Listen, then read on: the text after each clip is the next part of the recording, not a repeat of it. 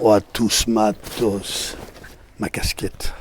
Alors celle-là, là c'est ma casquette. Alors celle-là, elle est un petit peu rigide. Elle, elle sent le fauve. C'est ma casquette, celle-là, j'y ai transpiré avec elle. Alors là, le duvet. Je crois que c'est Mount, je sais plus comment, ouais, c'est difficile à prononcer. Mountain Equipment. Mountain Equipment. Ce duvet rouge, ben, il est plein de trous. J'ai mis des espèces de scotch dessus. Et ben, il perd plus ses plumes. Il les a perdues une fois parce qu'en fait, c'est les mulots qui se sont attaqués à lui. Et une fois, quand je suis au bivouac, je laisse mes affaires. Et puis je reviens 15 jours après, tout est là. Et je reviens, j'appuie sur mon duvet, pouf, toutes les plumes qui sortent. Et c'est les mulots qui avaient attaqué.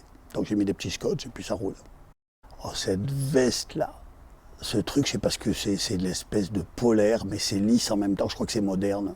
Raphaël m'a dit que c'était un truc dernier cri. Et j'avoue que quand elle me l'a donné, ben, je l'ai trouvé un peu. Je me suis dit, je sais pas s'il est très beau. Putain, je l'ai mis, je l'ai plus jamais quitté, quoi. C'est un truc de malade, ça. Ça, c'est un truc de malade. Grosse efficacité contre le froid. Le jet boil. Ah ben le jet boil, il en a fait chauffer des soupes et il en a fait fondre de la neige. Parce que l'hiver, ben, je monte pas d'eau évidemment, je fais fondre la neige. Et alors les cartouches de gaz, elles ont tourné. Mais mon jet boil, je pourrais pas prendre autre chose, quoi. Lui, performance absolue. Le sursac, c'est sur ça qui m'a sauvé la mise combien de fois quand je me suis fait prendre sous l'orage. Et il m'a sauvé la mise aussi, paradoxalement, avec les fourmis. C'est-à-dire que quand j'étais sous mon bivouac du Petit Pin, que c'était blindé de fourmis, qu'elles me rentraient dans le duvet et tout, ben j'étais complètement enfermé dans mon sursac jusqu'à ce que j'apprivoise les fourmis. Parce qu'au bout de 6 mois, les fourmis se sont habituées à moi et m'ont évité. Du coup, après, je pouvais dormir dans mon duvet sans qu'elles rentrent dedans. Parce que j'ai cherché les loups, mais j'ai aussi trouvé les fourmis. Et ça a été, au tout début en tout cas, impératif et indispensable pour que je puisse dormir là, quoi. Le sac à dos. Et ouais, 25 kilos, j'y mettais dedans. 25 kilos dans le sac à dos. J'avais 50 kilos à peu près de matos en tout. Donc j'ai 2 voyages de 25 kilos. Des fois, j'avoue, je me faisais quand même donner un petit coup de main par les copains. Mais des fois, j'étais tout seul, il fallait faire 2 voyages. Et le sac, c'est bon, il connaît mes épaules. Et il a mon odeur aussi, lui. Je ne nettoierai jamais. Je me suis quand même lancé dans un truc là de fou. C'est-à-dire que l'idée, c'était quand même de chercher et d'essayer de faire un film sur un animal que je verrai peut-être jamais. Donc c'est déjà énorme, ça, comme, enfin c'est un peu bizarre. Et le truc, en fait, ça a été vraiment le parti pris de me fondre sur le territoire des loups.